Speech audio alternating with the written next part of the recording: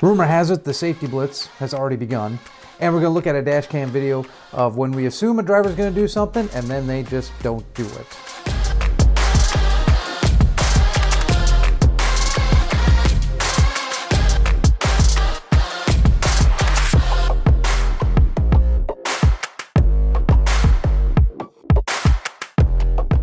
What's up, everybody? It's Sam here, the safety supervisor for Meiborg Bros and Silver Arrow Express. Thank you for joining me here for the next couple minutes.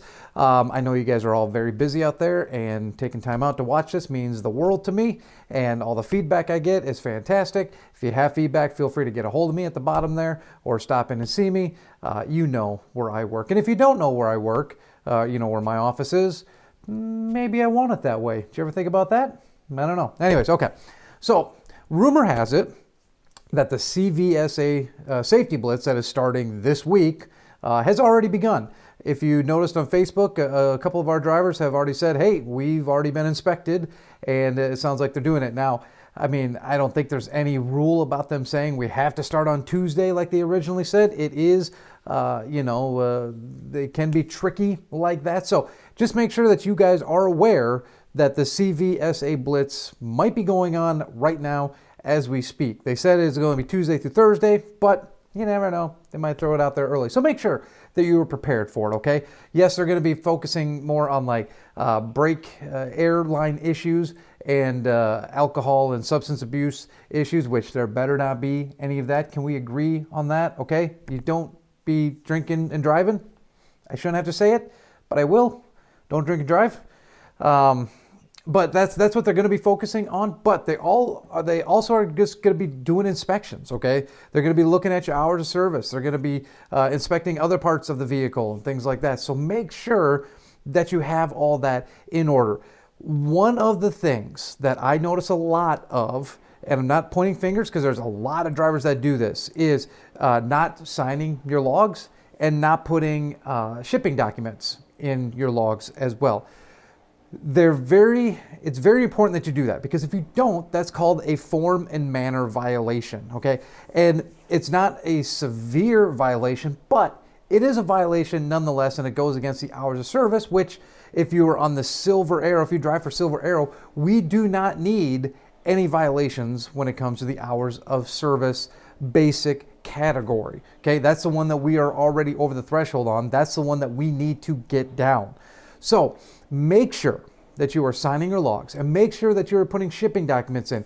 If you need help with how to do that, you can either reach out to me and I'll help you with that, or you can, I'll put a link in the description below, and you can go and look it up. The Motive has really good walkthrough stuff, websites that will walk you step by step with screenshots, and they can show you how to do that. So if you're not already signing your logs, which you should be, and not putting shipping documents in, which means putting a BOL number or a manifest number or any number that coincides with the BOL that you have to prove that you are pulling the load that you say you are, those need to be in your e-logs.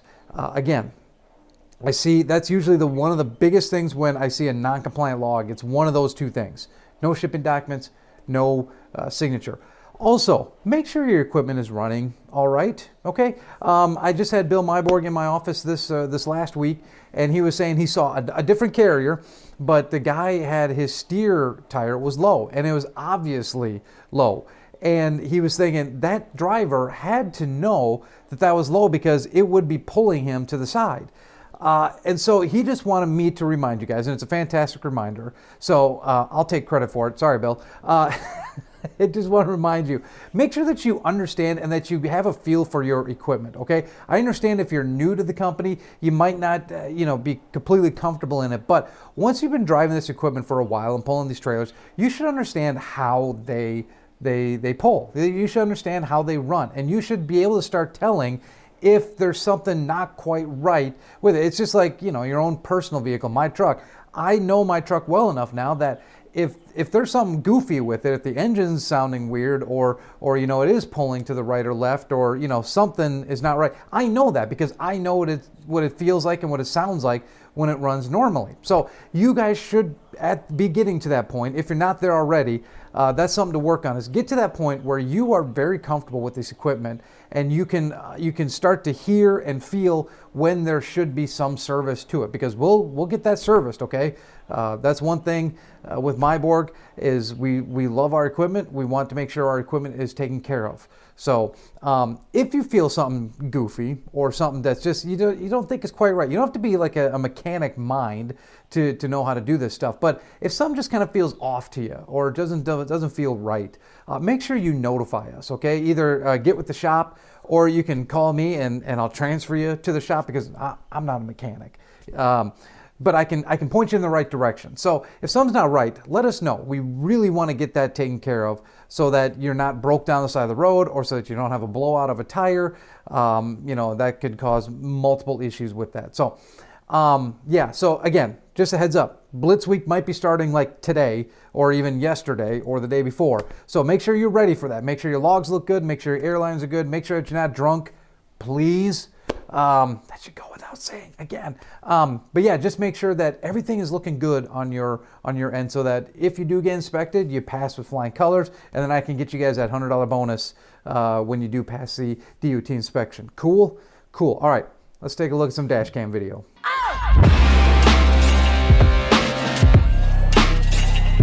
Okay, here we are, kind of a common scene again. We've watched a number of dash cams where there's inclement weather, where there's bad weather, okay?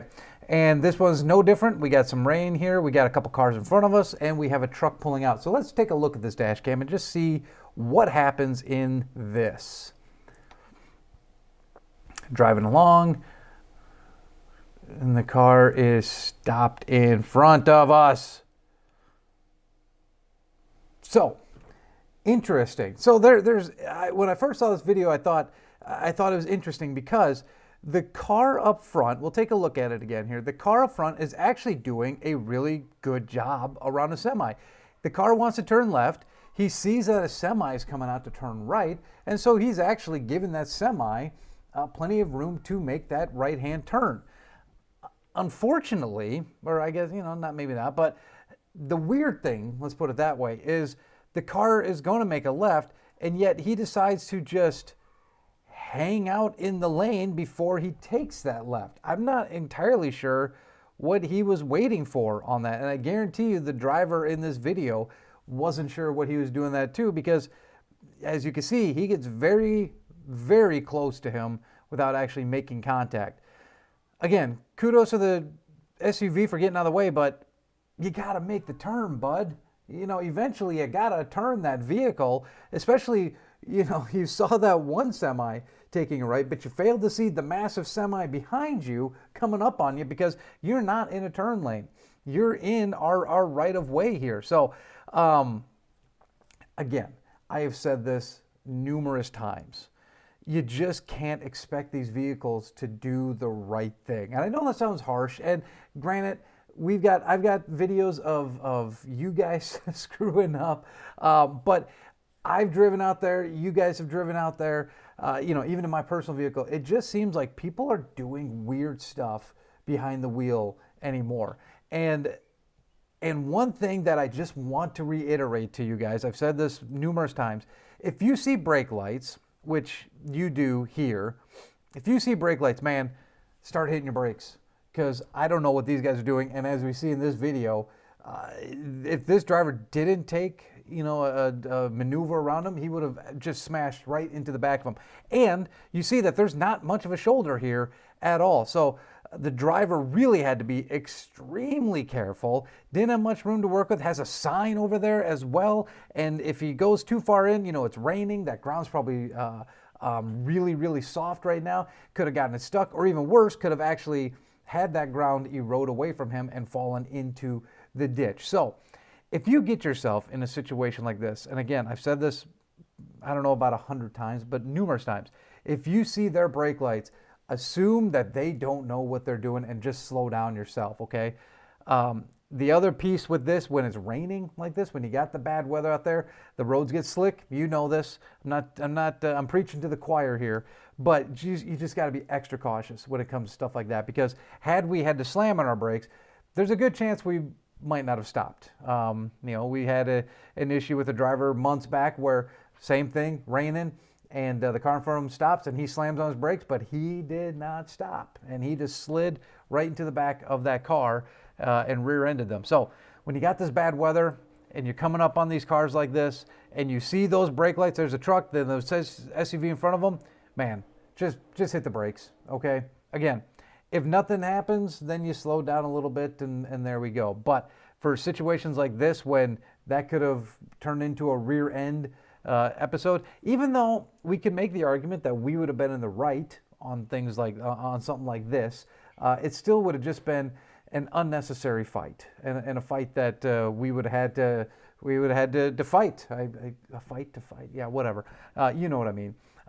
So, anyways, again, and with the rain, doesn't make it any safer out there. So, you see them brake, hit your brakes, because as I've shown you multiple times now, I don't know what they're doing out there.